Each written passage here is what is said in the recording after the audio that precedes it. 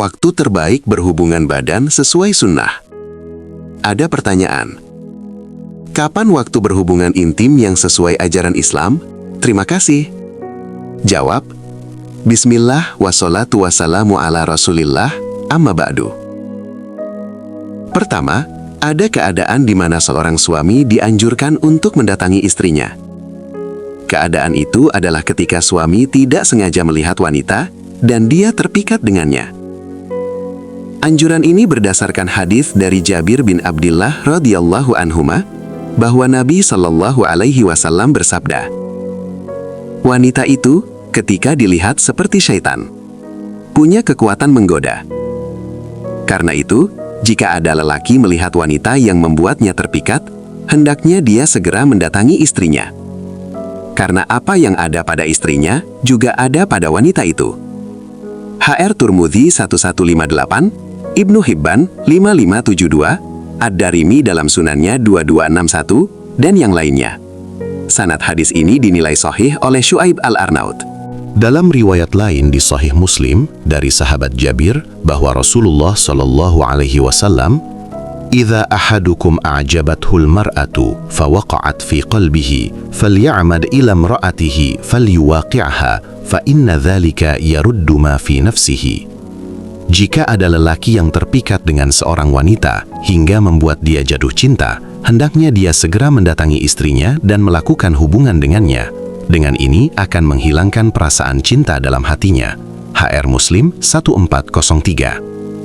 An-Nawawi mengatakan, "Wa ma'nal hadits annahu yustahabbu liman ra'a imra'atan fataharrakat syahwatuhu an ya'tiya imra'atahu aw jariyatahu in kanat lahu falyuwaqi'aha liyadfa'a syahwatahu wa taskuna nafsuhu wa yajma'a qalbahu ala ma huwa bisadadihi."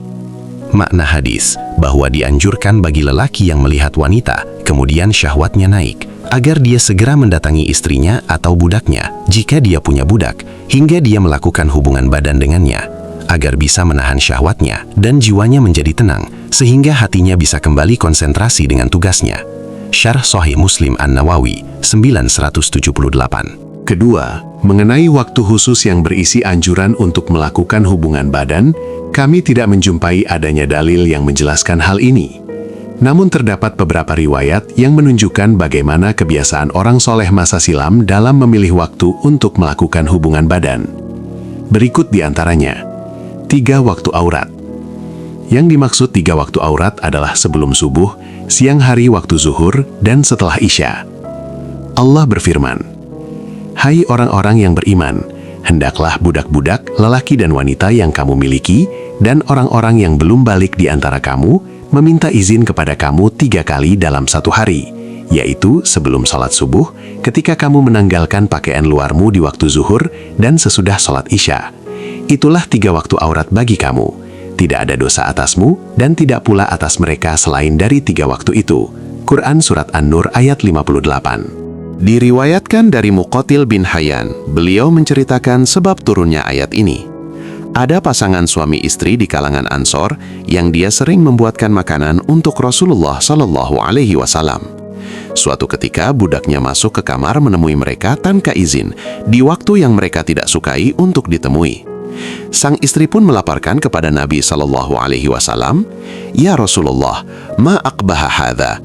Innahu la yadkhulu 'alal mar'ati wa zawjiha wa huma fi thawbin wahid." Wahai Rasulullah, betapa buruknya sikap orang ini. Dia menemui seorang wanita ketika dia sedang berduaan bersama suaminya dalam satu selimut. Kemudian Allah menurunkan ayat di atas. Tafsir Ibn Katsir 6-83. Allah menurunkan syariat agar anak yang belum baligh atau budak yang tinggal bersama tuannya untuk tidak masuk ke kamar pribadi orang tuanya atau kamar tuannya pada 3 waktu khusus tanpa izin. 3 waktu itu Allah sebut sebagai waktu aurat, karena umumnya mereka sedang membuka aurat di 3 waktu itu. Ibnu Katsir menyebutkan keterangan dari As-Sudi. Kana unasun minas sahabah radhiyallahu anhum yuhibbuna an yuwaqi'u nisa'ahum fi hadhihi as-sa'at liyaghtasilu thumma yakhruju ila as-salah fa amarahumullahu an ya'muru al-mamlukina wal ghilman alla yadkhulu 'alaihim fi tilka as-sa'at illa bi'idhn. Dulu para sahabat radhiyallahu anhum, mereka terbiasa melakukan hubungan badan dengan istri mereka di 3 waktu tersebut. Kemudian mereka mandi dan berangkat sholat. Kemudian Allah perintahkan agar mereka mendidik para budak dan anak yang belum baligh untuk tidak masuk ke kamar pribadi mereka di 3 waktu tersebut tanpa izin. Tafsir Ibn Katsir 6/83. Setelah tahajud, Rasulullah Shallallahu Alaihi Wasallam memiliki kebiasaan tidur di awal malam untuk bisa bangun di pertengahan atau sepertiga malam terakhir melakukan sholat tahajud. Aisyah menceritakan, Rasulullah Shallallahu Alaihi Wasallam mendekati istrinya setelah tahajud. Dari Al-Aswad bin Yazid, bahwa beliau pernah bertanya kepada Aisyah radhiyallahu anha tentang kebiasaan sholat malamnya Rasulullah Shallallahu Alaihi Wasallam. Keterangan Aisyah radhiyallahu anhu, "Kana yanamu awalal laili, thumma yaqumu, fa idza kana minas sahari autara, thumma ata firashahu, fa idza kana lahu hajatun alamma bi ahlihi, fa idza sami'al adhana wa thaba, fa in kana junuban afadha alaihi minal ma'i, wa illa tawadda'a thumma kharaja ila salat." Rasulullah Shallallahu Alaihi Wasallam tidur di awal malam, kemudian bangun tahajud. Jika sudah memasuki waktu sahur, beliau salat witir, kemudian kembali ke tempat tidur. Jika beliau ada keinginan, beliau mendatangi istrinya. Apabila beliau mendengar azan, beliau langsung bangun. Jika dalam kondisi junub, beliau mandi besar. Jika tidak junub, beliau hanya berwudu kemudian keluar menuju sholat jamaah. HR An-Nasai 1680 dan disahihkan Al-Albani. Berdasarkan keterangan Aisyah di atas, sebagian ulama lebih menganjurkan agar hubungan badan dilakukan di akhir malam setelah tahajud, dengan pertimbangan mendahulukan hak Allah dengan beribadah kepadanya dalam kondisi masih kuat, menghindari tidur ketika junub karena bisa langsung mandi untuk sholat subuh. Di awal malam umumnya perut penuh, dan di akhir malam umumnya perut dalam keadaan kosong. Ketika menjelaskan hadis ini, Mula Al-Qori mengutip keterangan Ibnu Hajar yang menjelaskan, "Ta'khirul wat'i ila akhiril laili aula, lianna awalal laili qad yakunu mumtali'an, wal jima'u ala limtila'i mudirrun bil ittifaqi ala annahu qad la yutayassaru lahul ghuslu, fayanamu ala janabatin wa huwa makruh." Mengakhirkan hubungan badan hingga akhir malam itu lebih baik, karena di awal malam terkadang perut orang itu penuh, dan melakukan jima di saat perut penuh bisa jadi membahayakan dengan sepakat para ahli, karena bisa jadi dia tidak bisa mandi, sehingga dia tidur dalam kondisi junub, dan itu hukumnya makruh. Mirqah Al-Masabih 4345. Semua keterangan di atas hanya menyebutkan kebiasaan mereka, dan semata tradisi yang terkait adat atau kebutuhan fisik seseorang tidak bisa dijadikan acuan bahwa itu sunnah atau dianjurkan.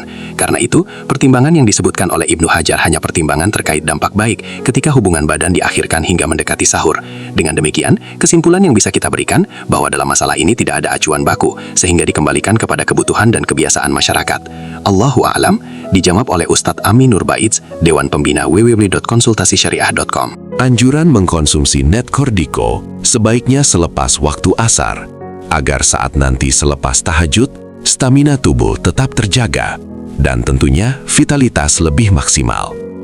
Hal ini sangat penting juga bagi yang sedang melaksanakan program kehadiran buah hati. Semoga bermanfaat. Wassalamualaikum warahmatullahi wabarakatuh.